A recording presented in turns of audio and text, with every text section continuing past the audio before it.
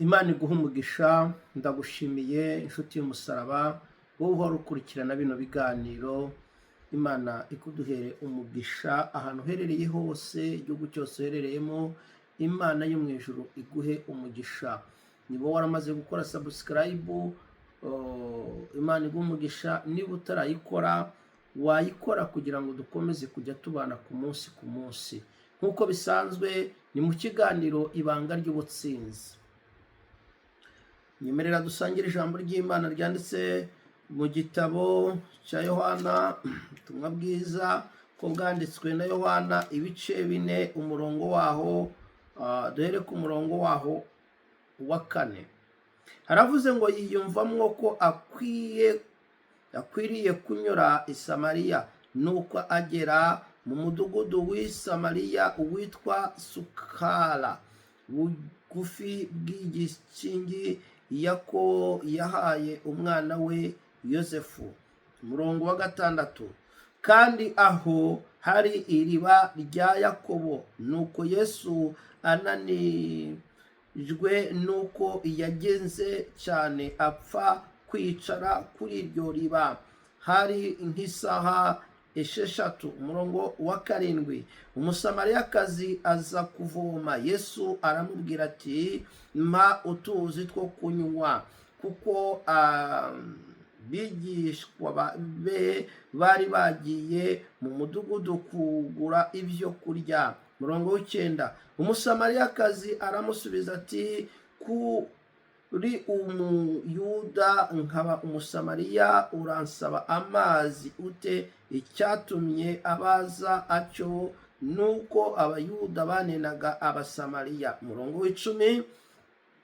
Yesu aramusubiza ati, iyaba wari uzi impano y'Imana ukamenya n'ugusabye amazi uwo ari we, nawe umusabye nawe akaguha amazi y'ubugingo. Nawe umusabye akaguha amazi y'ubugingo. Nkuzaniye ijambo rivuga ngo hari ayandi mazi ukeneye mu buzima bwawe atari aya ngaya asanzwe. Hari ayandi mazi y'ubugingo, hari ayandi mazi amara umubabaro, hari ayandi mazi amara inyota, hari ayandi mazi umuntu anywa ntiyongere kugira inyota ukundi. Iki cyari igihe Yesu yari ari kumwe n'abigishwa, ngo abigishwa batandukanwa nawe bajya mu mudugudu, ni nko mu gisagara, gushaka icyo kurya. Yesu ngo yiyumvamo ko akwiye guca aho hantu hitwa Samariya, ngo akomeza urugendo. Bibiliya iravuga ngo nuko agera ahantu hari iriba. Iri riba ryari ryaracukuwe n'umugabo witwa Yakobo.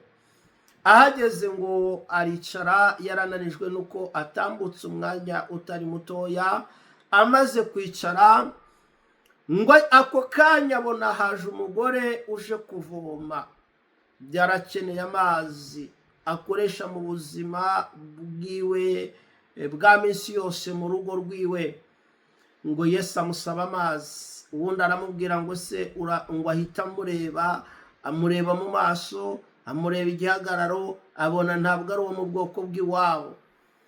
Arangije amubwira ati, uransaba amazi gute kandi tudahuje ubwoko? Gute? Uri umuyuda nkaba umusamariyakazi, kandi urazi ko ibyo bintu ntibihura. Usaba amazi gute? Yesu aramwishyura ngo, Mana yanjye, yaramwishyuye ngo, iyaba wari uzi impano y'Imana ukamenya n'ugusabye amazi uwo ari we. Aramubwira ngo, nawe umusabye amazi y'ubugingo, kuko nanjye hari ayandi mazi mfite ari muri nge ngendana, atabonwa n'amaso y'umubiri, ariko ahari. Ayo mazi abonwa n'umuntu ufite ayandi maso y'umwemwe. Aramubwira ngo, iyo uba wari uzi ko ayo mazi nyafite, nawe unsabye kuri ayo mazi.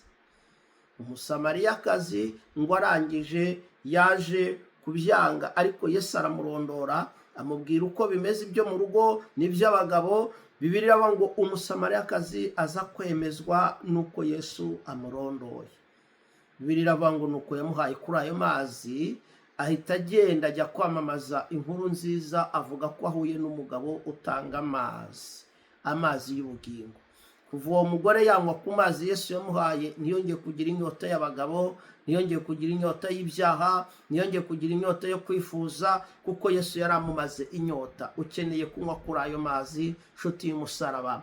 Hari amazi Yesu yaguha, inyota igashira, inyota y'icupa igashira, inyota y'ubusambanyi igashira, inyota yo kubesha igashira, inyota y'ibyaha bigiye bitandukanye igashira.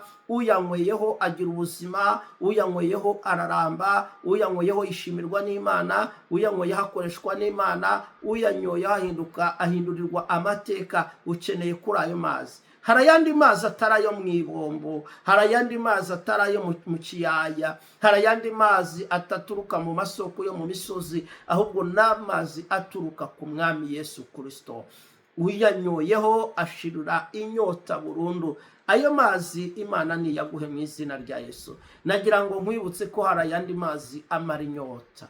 Uyanyoyeho agubwa neza, uyanyoyeho ntiyongera kugira stress, uyanyoyeho agira amahoro yo mu mutima. Haleluya. Uyanyoyeho agira ibindi byiringiro by'ahazaza, uyanyoyeho agira ibindi byiringiro by'uko iwabo atari hano, ahubwo iwabo ari mu ijuru. Uyanyoye arushaho gukunda ijuru uyanyoye. Nkwifurije kunywa kuri ayo mazi y'ubugingo, n'amazi amara inyota, n'amazi meza. Iyo uyanyoyeho ubuzima bwawe burahinduka, ubugingo bwawe bukabyibuha, ubugingo bwawe bukaguka. Nkwifurije kunywa kuri ayo mazi. Imana iguhe umugisha.